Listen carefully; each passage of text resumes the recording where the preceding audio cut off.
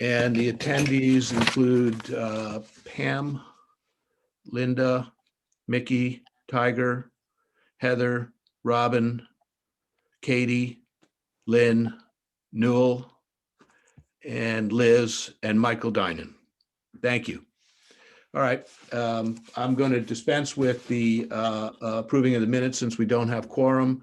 And on the agenda items, I'm going to move agenda item D, the food scrap recycling program, up so that Robin and Katie can give us an update and ask us or lead a discussion on next steps and how to continue to promote that and continue to gain points for the Sustainable CT Silver certification. Robin, over to you, and Katie. Okay, well, I think the last, Tiger, if I'm wrong, the last weight pickup was 920 pounds of food scraps. Is that correct? Yeah. Correct. Yes. Yeah. Yes. I think it's going well, unless, Tiger, you've heard otherwise. We do have some issues with plastic bags going in. And we're just continuing to try to educate people on that. We had reached out to other towns which sell kits through their Department of Public Works. But as of, I know Darienne's been doing the food scrap program for a little over 2 years now. And as they've sold 350 2-hour phone call last night with China's President Xi Jinping. In Afghanistan, gunmen killed 5 more policemen today. Mute. There you go. Thank you, Pam. I'm just going to point out that with Susan on board, we do have quorum now. So please continue. Oh, she's muted. Oh, Robin, you're muted. She muted. Yeah. So they, we had been thinking about asking Department of Public Works to sell the kits, but we're not sure if it's really, it is effective for many towns. I don't know if it's necessary for New Canaan, only because we were going to ask about the compostable bags being sold, but after speaking to the manufacturer, they degrade fairly soon after 8 months. And price point. So we're trying to come up with a solution to find something else, but we're still working on it. I don't know, Katie, if you want to add anything to that. No, just that we're trying to meet with local groups and educate the community as much as we can. As Robin said, the plastic bags seem to be the biggest issue, and then we'll need to figure out as we grow the program. And Tiger can speak to this, you know, how we grow it, and as it gets bigger, how we physically manage the space and the number of pickups and so on. So. Right. Yeah, to that end, I spoke to Donnie this morning, and he had bantered around with Jim Rogers, who used to be, you know, our solid waste guru or a waste guru. And Donnie's thinking that on each of the fingers that we have, we can put 5 toters. So he's going to ask Nick for some additional toters. We only pay for the toters that are dumped. You don't pay for the ones that are just sitting there that aren't filled, right? So he's going to ask Nick for some additional ones, and then maybe have a couple in storage, so to speak, so that if ones fill, then we can pull those full ones out and bring other ones in to try to give people more access along the way, and then give us some additional space. If we exceed that, then we'll start looking at, I was talking to him about trying to renegotiate the transfer station as far as where we could place things. We have a very large area for white goods, and but it takes up a huge amount of area.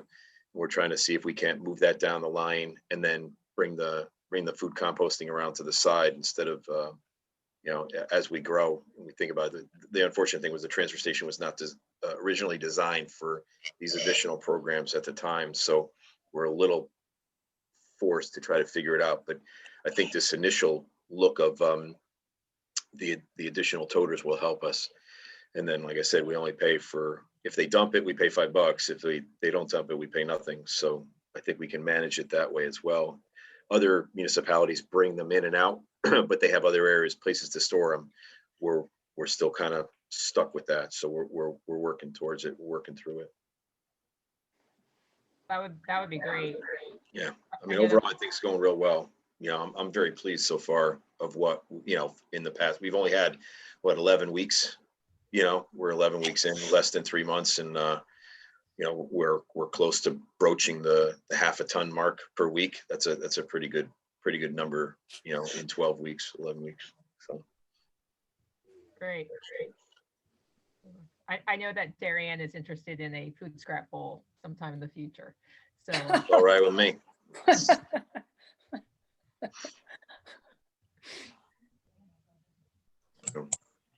And then I think, you know, if we want to revisit the selling when we get the new station in March, April, we can say, I talked to Donnie, he'd be happy to, at that point, facilitate sales if we can figure on, you know, the problem with whether or not how much stock we could have in play, but we could certainly try to look at that and help you out. yeah, we're going based on Scarsdale. They've kind of started this. A lot of towns are copying them, and they're very kind in that they're giving us all this information. They gave us the manufacturers that they've tested. However, we do feel that the wholesale price for the minimum is so much that Yeah, you wouldn't be able to sell it out. Yeah. yeah, and then it starts to degrade. So we're gonna continue looking if we can find something else. We'll talk to Nick from Curbside. He had Mhm. some people, but I don't think we could sell. Not that many, no. Yeah, No, we'd have to partner with another town on the overall purchase and then distribute and then go from there maybe, but we couldn't sell that we were minimum. gonna reach out to Wilton because they're starting a program. I don't know if Westcog, if they ever talk about this, because if the towns, I know it's hard for towns, but if groups within the towns could get together and purchase as a group, I think that would be so much. Mhm. So They have talked about it. There's a study going on right now from Westcog about, you know, the transfer stations themselves. And they have talked about food scrap recycling, but we can also just reach out to our neighbors and see if they're interested, yeah, that'd be you great. know, to help us, you know. And I know Donnie's looking into buying liners to try to get rid of the ick factor a little bit. So he is going to do that. That way, hopefully that'll help too, you know. Yep, a lot of learning going on right now. Yeah, but like I said, I think it's going quite well overall. You know. Robin, do you want to bring up your a goal or thoughts of adding an insert into the June tax mailer? Oh, yeah, so, Chris, you'd sent me what Greenwich had done. They had sent out a mailer about their food scrap program. So, what Chris has right now. And so, there was the idea of adding something like that to our tax bill mailer. One side would be about the food scrap program, and then the other side, Chris, would. I think it would be just a message to the community from the First Selectman and the Conservation Commission and DPW, highlighting all the various environmental or conservation organizations in New Canaan. It would simply be, you know, Planet New Canaan and an email address and a one line, you know, what they do, Garden Club, Beautification League, just to let people know, again, all these programs are all helping us get towards our sustainable CT goals. Yeah, I spoke to Ro about it, our tax collector, and we just have to give her what we would be wanting to put in there and they can price it out for us. I'd want the First Selectman to take a look at what our thoughts were first before we, you know, proceeded further. But she said we've done it in the past with other inserts and there's a per unit price based upon what we'd want stuffed, right? And so if we get it to her earlier, she can get us that price and then we can figure it out from there. But at least it's a viable option. And it's the postage is there anyway, so you can add up to 3 items in a letter. So I get one Right. from Greenwich. I also get one from Long Beach Island. So everybody is doing an insert, and most of them are doing an environmental or conservation type of message. So it would be great if we could get it organized.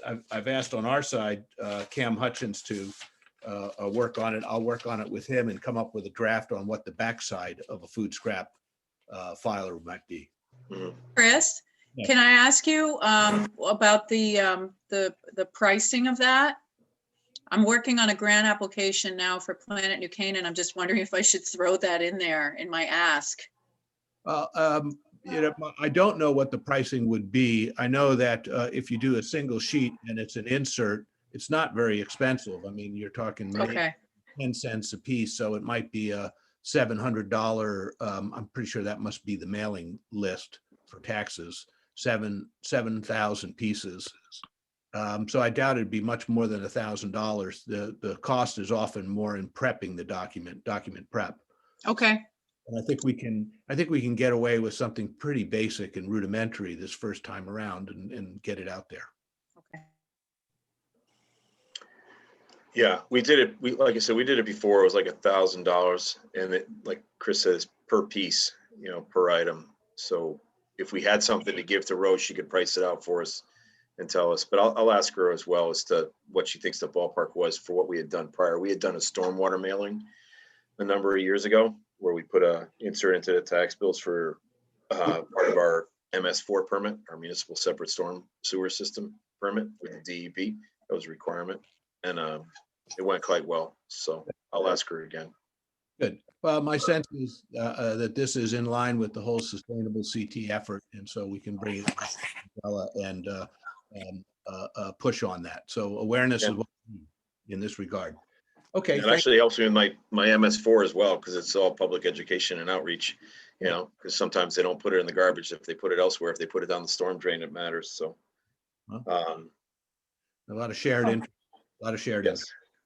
Okay, I'm going to then, if that concludes your update on food scraps, I'm going to quickly just mention, because Lynn also has to jump off. Lynn, we are going to try to set up a follow-on meeting with the New Canaan Land Trust on their open space mapping and review in terms of prioritization of open spaces, both town-owned, state-owned, water company-owned, and other. So I'm going to try to schedule that 4 to 6 weeks. Okay. Okay.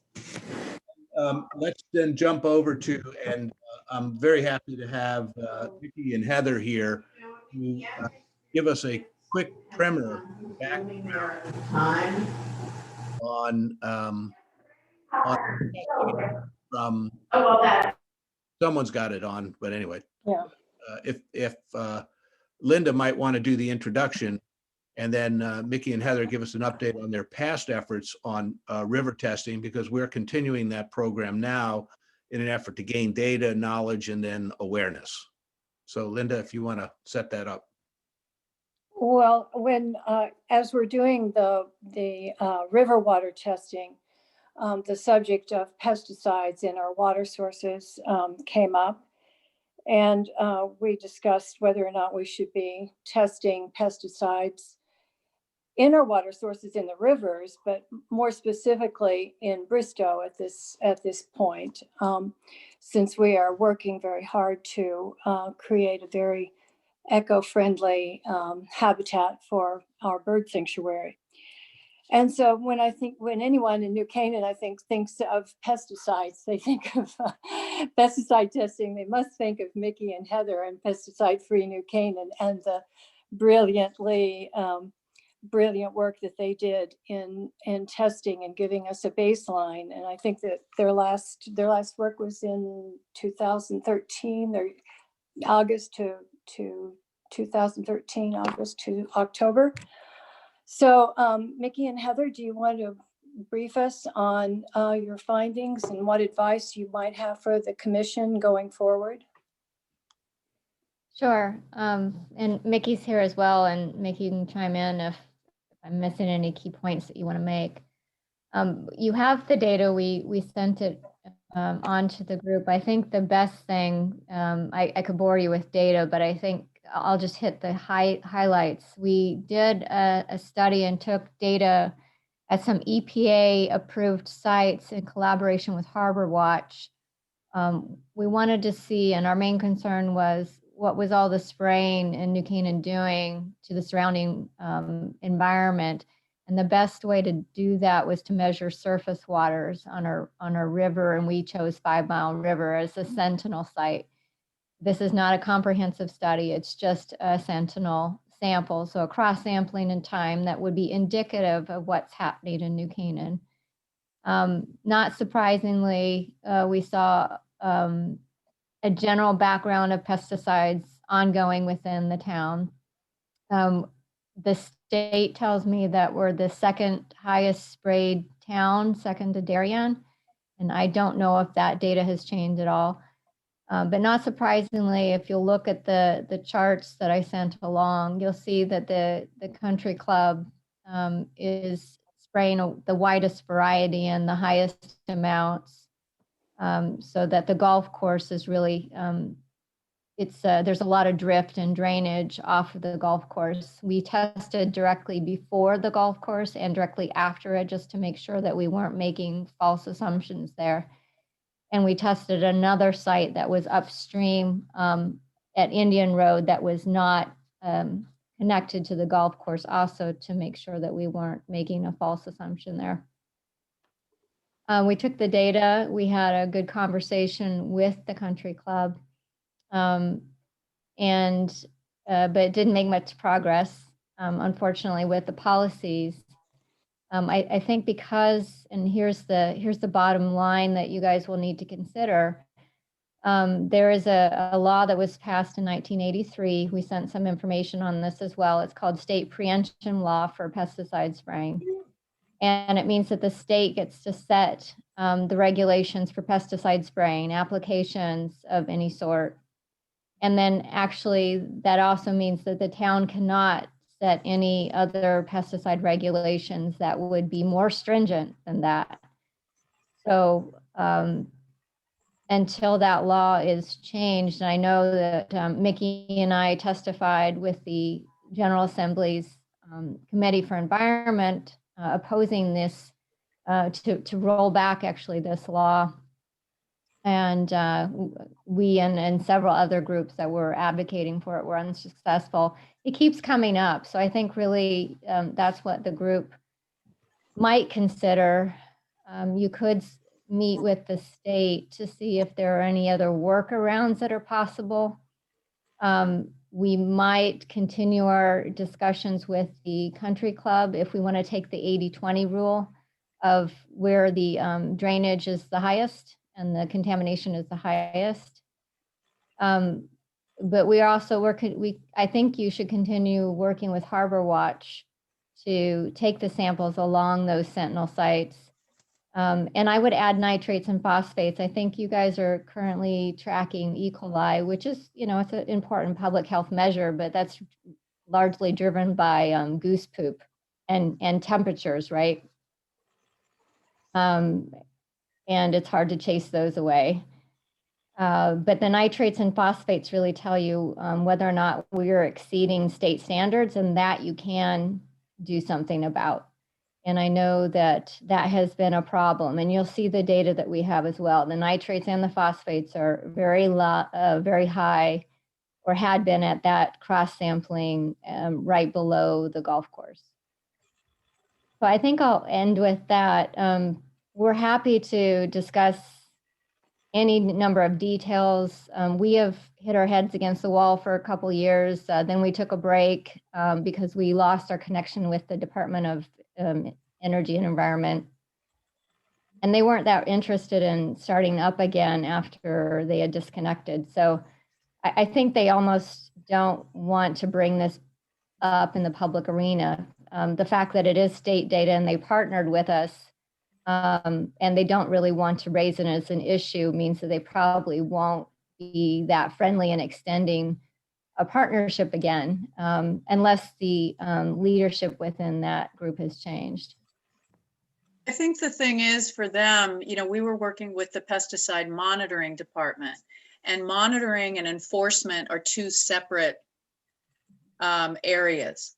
So the woman we were working with in monitoring at the time was very interested in working with our students from New Canaan High School, and just kind of had a soft spot for that, for educating young people in science. But based on their findings, there was really no one in the enforcement arm who could do anything about it. And so New Canaan could, the Conservation Commission could reach out to Connecticut Deep and say, and this is by law, they have to come out here if you can demonstrate that you have a concern. You know, if you have a concrete concern about something going into Bristow, for instance, when we tested in Mead, I can't remember, Heather, whether it was the first year of the fellowship or the second, they turned up a chemical in the water at Mead that had been banned by the EPA in, like, I want to say the 70s Yeah. or the Like 80s or 80 something. 1983, I think you said. Diana Seb, yeah. Right. And we were trying to figure out, you know, with this woman, the scientist, like, did that come out of somebody's garage? Like, what happened there? You know, so if you demonstrate that there's some concern due to new development or whatever, then they might come out and do some testing. But I don't know, that department was pretty eviscerated. They went from like 15 people down to 3, down to 2, I think. So, but certainly the Harbor Watch, you know, the addition of nitrates and phosphates gives you some really good information. And it basically adds, you know, 5 minutes and 50 cents to what they're already doing by testing E. coli. Students can do Right. it, Right. you know, right. so that would make sense for you to do. Okay, that's good. Very, very good advice. And sounds very doable. And Linda, I know you had said that you were really drawn to a kind of neighbor to neighbor awareness campaign that was very friendly and kind of constructive and positive in tone.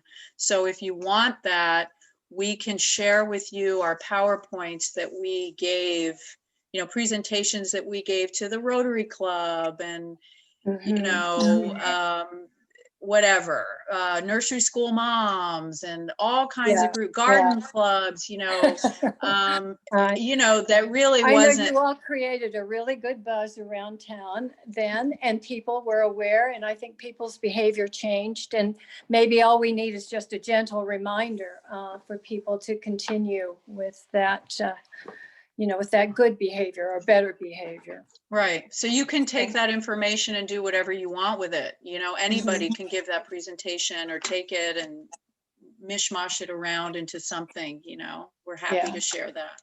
Yeah. Okay, great. Great. So is there anything else you want to add? I think, you know, we also discussed meeting, you know, again, separately and talking about maybe other ideas and how we might move forward on this in a very doable, feasible way. So we'll just keep we'll keep in touch. And I really thank you for bringing this, you know, I know you all tried to put it to bed for a little while, but I'm sorry to wake you up and make you look at it again. Hope springs eternal. I appreciate, I know, I appreciate it very much. And I'm sure the commission does and everyone here. So thank you. Do any of you have any questions for Heather or Mickey? Okay, Chris, who's next? Hello? Hello? Sorry. Thank you so much, Linda, Heather, and Mickey, for organizing that. You know, my perspective is that, you know, there's a constant cycle of learning. Every 10 years, the resident base turns over a little bit, but we always need water. We need clean water, not only for ourselves and our aquifer, but what we send downstream as well. So there is a learning and a data collection and an awareness. And I think we'll do a little bit of that in Bristow to highlight, you know, what we want to be as one of our beautiful little natural parks, and collect some information and share it, because I have a great concern for us in a human condition, but also for the biodiversity of our streams and wetlands, which are crucial. I think that we can show good measurement. It does strike me that, you know, affluent towns may have a higher pesticide risk problem than less affluent towns, because, well, in this case, it's one country club in New Canaan and 3 in Darien. That might be part of their challenges. Yeah, But, and many lawns, many acres of lawns. beautiful ones. And so, you know, this all fits into, you know, more nature, maybe a little less lawn going forward. So thank you so much for that. And it reinforces our continued effort to work with Harbor Watch and their river testing program as we continue to collect data on the 4 rivers where many of us live alongside and in the watersheds of. So thank you. Thanks. Okay. That covers the first 2. On solar power, we're still working to get a regular updating program, on the kilowatt hours saved. And I suspect that we're about a year in, so we're probably at a point where we'd like to go back and look at what did we think we were going to accomplish with our solar systems and what have we accomplished. Tiger's team, I think, is trying to get a data counter or a kilowatt counter working. And I'd like to put that up on our website because I think more solar in New Canaan would be a good thing. And I think the town's leadership on town property is a very good example. And we have to see how we can translate that also to some of our bigger residential properties or our multifamily residential properties where we do have roof line and roof space to collect solar. The school had mentioned that as part of the South School installation, they've got kiosks on either side of the school when the kids walk in. So when I heard that last night before at the Board of Ed presentation, I went back to my staff and said, I'd like something on our website that shows where we are for our installations on the town side. And then we are trying to do an analysis as to how much we've saved. They all didn't come online at the exact same time, right? So they all kind of got commissioned one-offs. So we don't have a year's data of everybody, but we've got, we're collecting data as we go. But I think it would be nice to have it on our site, and then you can link to our site, or we'll give you the link, or however you want to work at it. So then somebody can go there and actually see, how are we doing, overall. So I think that would be a good thing. So I think excuse me. it would be wonderful if the center had a little kiosk on their barn. Sven, sorry. Yeah, I wanted one at town hall. Might go into but I Board just of don't have enough Finance. room. Okay, I'm gonna have to jump with him. right. Yeah, All right, guys. but so thank you. Bye. Thank you. Take care, Lynn. Thank you too. Bye. Got it. So that's the next reduction there. I'm going to not address the Complete Streets Initiative. That's something that we're going to set up for the upcoming fiscal year so that we have that discussion entered into the Plan of Conservation Development. Transfer station master plan concept. It does seem, Robin, as we add more ideas for recycling, whether it is a swap shop, food scraps, separated paper and glass type of programs, that we're constantly being compressed into a small area. So I think a bigger redesign of that area is something that could be forthcoming. It's just a question of when you schedule it and how you work it. But thinking about transfer stations 20 years out would be a pretty good for us. I think Tiger's getting, he's looking in the budget this year for a study on the salt shed. So if that goes through, Mhm. that will Right. help everything. You have to kind of put it all together. Okay. Just continuing on the agenda items, we do have a $24,000 budget request for the upcoming fiscal year. We still have funding available on Sustainable Connecticut. The river testing we discussed, the open space mapping we've discussed. We're on track, and we may spend that or spend a little less. We'll see. Any questions on that, on the whole Sustainable Connecticut, Sustainable New Canaan, Sustainable Connecticut side of the street? Where do we stand in terms of heading towards silver now? How does that process work out, Robin? So we currently have 220 points from our bronze certification. Silver is 400 points. We missed out on 50 points just on a solar on buildings because we just didn't have the data yet. That came in afterwards. So we have that. We also have not added the community match fund programs that went through, both for Bristow and for the food scrap, because it was after the application was in. So those points will go through. Our food scrap program points will go through. So the application date, spring is too soon, would be August 25th. So we're looking to put something. So I think right now we have about 315 points, so we need to find the rest. The only issue is they've completely changed the application format, so we would have to go through and put everything in. There's some items that the look back date we've passed, so they couldn't be applied to this next application. Some items are just a year-long look back, but we've already made those up. The Doug Tallamy program, for instance, we've had the food scrap program with Plant New Canaan in the town and New Canaan Library, and so that will take place of that for programs. So I think we have a good chance of getting silver for the fall. Great. That'd be fantastic. I mean, a really great program. And I love the fact that we can all hang our hats on this program in many different ways. So super. All right. I'm going to shift over to the Bristow side and just quickly mention that we do have a capital budget request in for $112,000 for the upcoming year. And the biggest part of that is start building out the spurs from the main Green League Trail. It looks like that it's in the plan. It's been approved by the first selectman. It's got to get past finance and then get past the town council, and it'll make progress. We have transferred funds for a $20,000 pollinator pathway project and an additional $15,000 to the DPW for assorted smaller other projects, which are going well. One project of note is going to be a 15 sign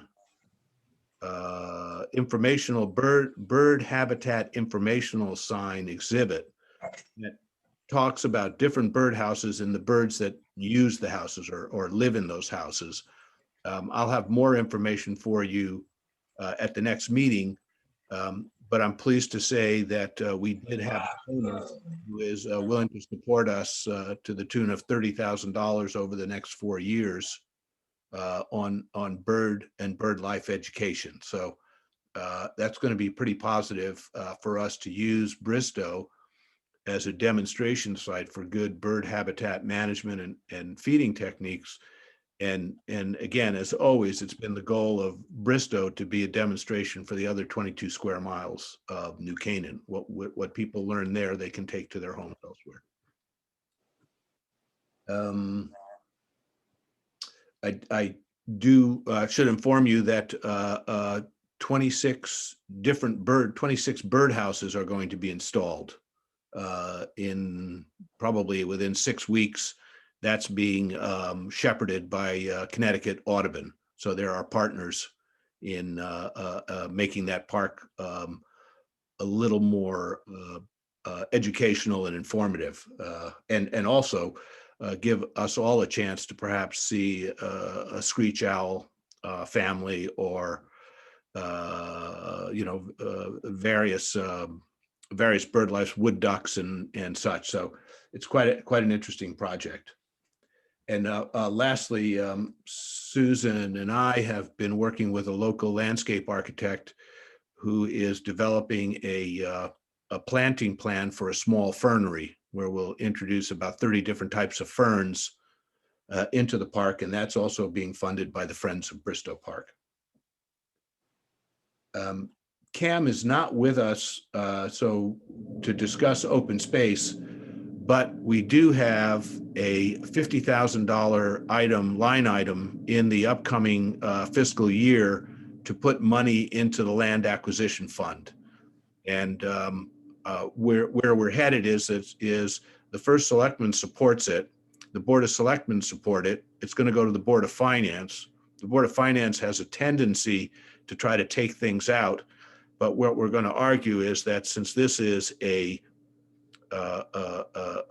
ordinance that was passed by one town, that was a motion made and written by one town councilor and seconded by another town councilor and approved by the town council, and that today that the councilor who made the motion is now the first selectman, the councilor who seconded is now the chairman of the town council, that the Board of Finance should put that money in the budget and allow the town council, which is the legislative body that created the ordinance, to decide whether or not they want to fund it. So it shouldn't be a appointed board, but it should be the elected officials of our town to debate and discuss the importance of that. So we've made progress there. I will leave out other points. I know that the Town Council Ordinance Committee is working on an ordinance to allow in a more automatic fashion real estate tax payment rebates to our land conservation organizations. I don't know whether that's completed yet, but I suspect by February it'll be prepared for the next Town Council meeting. Sound good? Yeah. And then what I'll do is I'll also move quickly just to say, I am hopeful that the first selectman sees the wisdom of an insert. It's showing up on most of these tax documents. So we'll take what you have, and I'm thinking it could even be a fold out, you know, a piece of cardboard double size, one side on food scraps and the back side, two-sided on conservation issues and really a little sustainable CT story. And then if it's sustainable CT, we can fund using those town sustainable CT funds that we set aside. Yeah, it would be nice to put as well information about like the textile recycling, because that's something that's very popular, but people forget about it. So to constantly get that information out would be good. Yeah, I think that one half can be all about recycling, and that I think will get us some sustainable CT points to do that. And the back half could be all about conservation and environmental organizations that are. Yeah, that would apply towards points. Yep. And then I would be remiss if I didn't point out that we have Avery and Newell with us. Don't know whether you have any more words or thoughts on our bird presence at Bristow, but I believe tomorrow is the beginning of the backyard count, isn't it?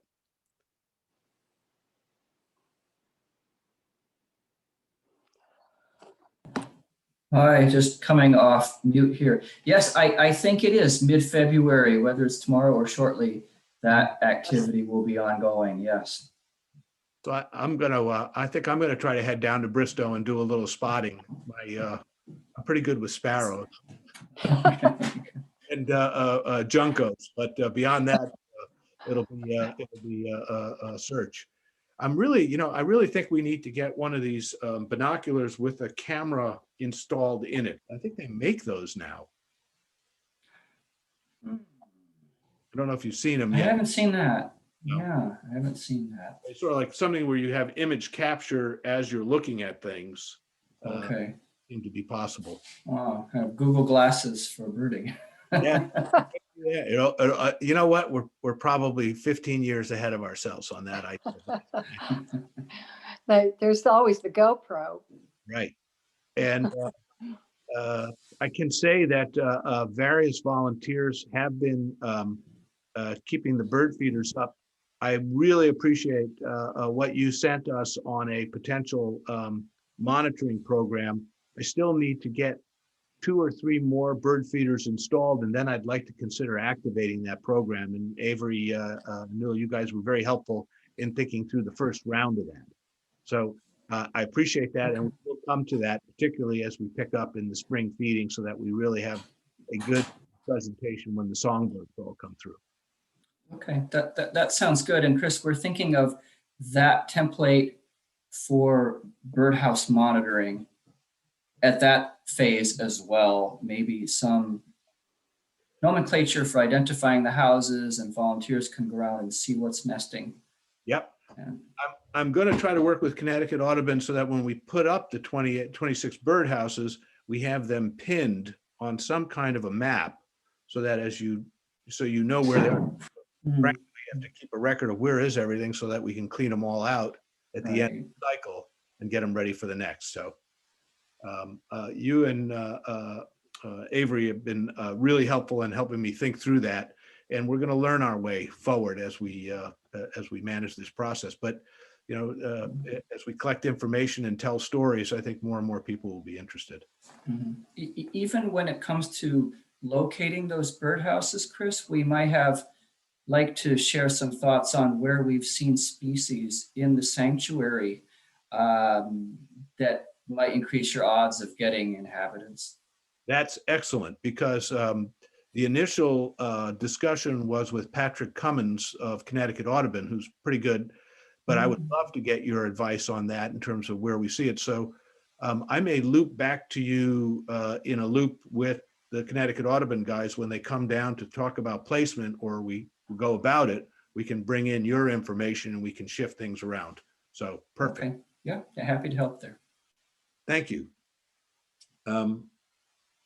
Linda, Susan, any other items that you want to introduce at this point? No, not for me. Okay, Susan?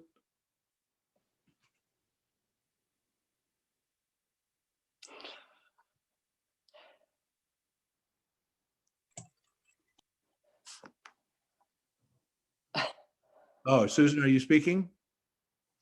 We can't She's hear you. muted. She's Yeah, you muted. might be able to unmute her. Just press your space bar and unmute. She muted herself. Oh, well. I can't unmute her, I don't think.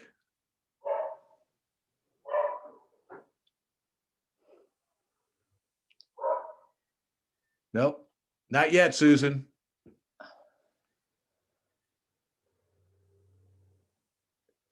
I gotta.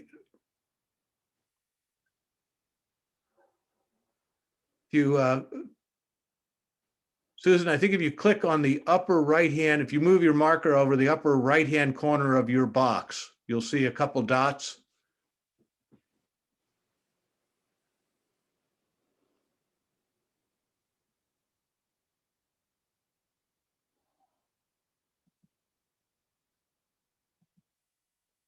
Not yet. Still muted. I can't tell Pam whether every time you turn her on, Susan's turning it off or not, but.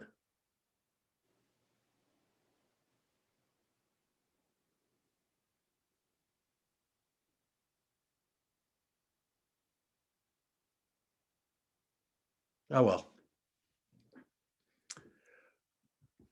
Susan, I'll follow up with you at another point. With that said, it's now 7:17 and I'll call the meeting. I'll make a motion to close the meeting. Linda, are you okay with that? Yes, I second. Okay. We'll assume Susan says yes. Susan, thank you. All right, everybody. Thank you for all your help and appreciate all the updates and listening